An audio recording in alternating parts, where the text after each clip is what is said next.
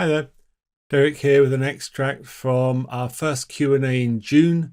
So for some reason, lots of questions on adverbs this time. So enjoy the extract. If you want to see the whole thing, please come over to the membership site. You're more than welcome. The next question is to do with hyphens, and it's quite a nice question. And it's talking about where you would put hyphens in certain examples. And the example I gave in the lesson was if you had a text with 24-hour shifts without any hyphens, you wouldn't really know what's meant. Do we mean 20 shifts of 4 hours? Do we mean 24 shifts of 1 hour? I mean, one shift of 24 hours. It's really not clear what's meant. And so what we do here is we use the hyphens to make it clear. So if we just have 24-hour shifts with no hyphens, it's not clear. If we wanted to say it's 20 shifts each of 4 hours in length, then we would say 20 4-hour shift. So the 4 hour is bound together by the hyphen. So then we have 20 shifts of 4 hours each. If we wanted to say that it was 24 shifts of 1 hour, it would be 20-4-hour shifts. And if it's just one shift of 24 hours, then we have 20-4-hour shift. Yeah. So we use the hyphen in this particular case to kind of make it clear which parts go together and what we're talking about. So it makes it clear for the reader, which is more important, because we might know what we mean, well, we should do, hopefully, but the reader needs to be clear what we mean. And so we use the hyphens to sort of make it a bit more obvious which parts go together. I hope that makes sense.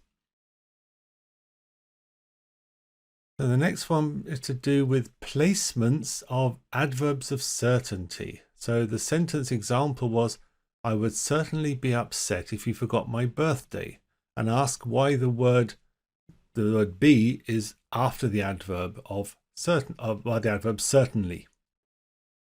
And it's true that you would normally have the the adverb after the verb.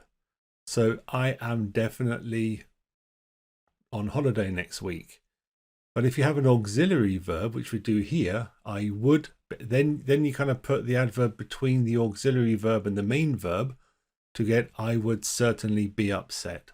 So the rule is kind of the adverb comes after the verb unless it's got an auxiliary verb, and you put it in the middle. Now the next question is again to do with there seems to be lots of adverbs today. And it's asking about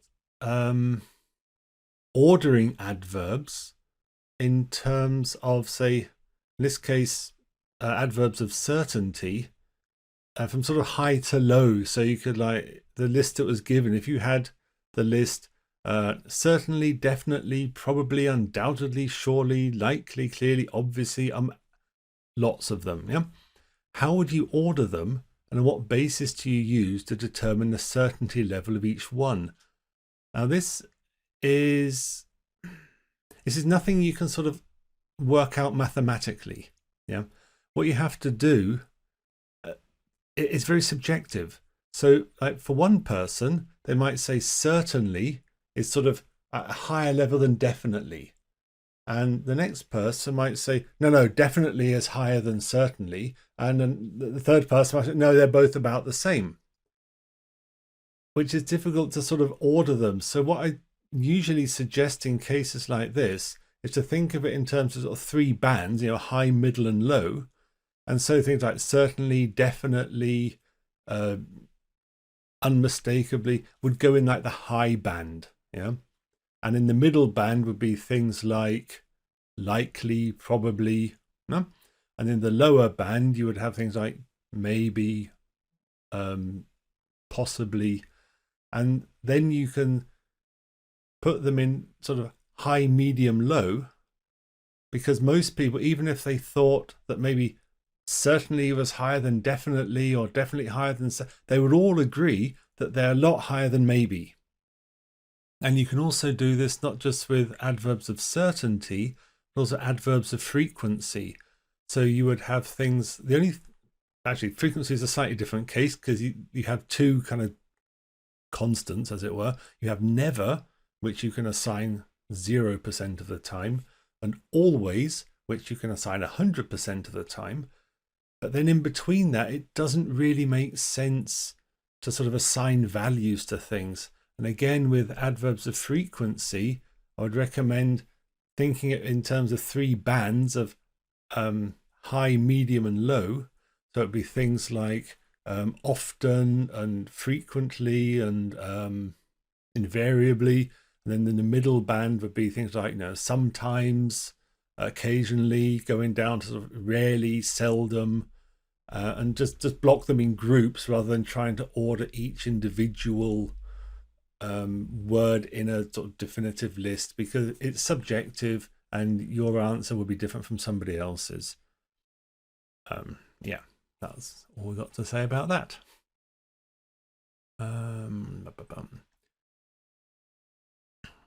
Yeah, and the next one is, again, adverbs, again, of degree. Where they said, in the sentence, Alan said scarcely a word during the meeting. Why is the word scarcely placed after said? And generally, how do we know where to place adverbs of degree in a sentence? So adverbs of degree generally go before the word they're describing or emphasizing. So in this particular case, we're emphasizing the lack of words that he said, not the way he said them. It's quite a sort of subtle distinction, but I hope it's clear. So if he said scarcely a word, he spoke very few words. But if he scarcely said a word, it would mean that the word he spoke was somehow quiet.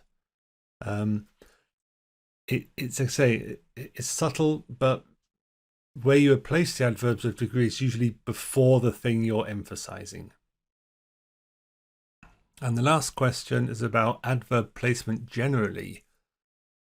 And again, there's no sort of one blanket answer. I've got an example which will show you sort of really how the word order does make a difference. So what we've got here is about someone going to or not going to a party. So one version is, she isn't definitely going to the party. And if we swap 2 words around, we get, she definitely isn't going to the party. And these are 2 completely different statements, because it's not like maths. In maths you've got this what's it called, associative property, where say 2 times 3 is the same as 3 times 2.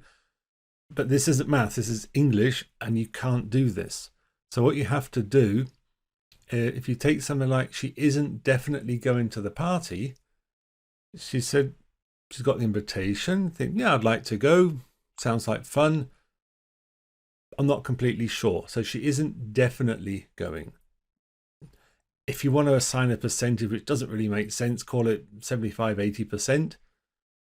But the other version, where we've just swapped 2 words around and we said she definitely isn't going to the party, that's zero chance. So she isn't going to the party and she's definitely sure this is true. So she's definitely isn't going to the party. And just swapping 2 words around can really change the meaning quite drastically. So I hope that's sort of clear. There we go. Lots of adverb questions this week. If you are interested in the membership site and seeing the full version of the video rather than just an extract, you're more than welcome to come over and have a look. There's a link in the description below. If you also would like a question answered, you don't have to be a member. Just ask your question here in the comments and I'll be happy to answer it. Till next time, bye for now.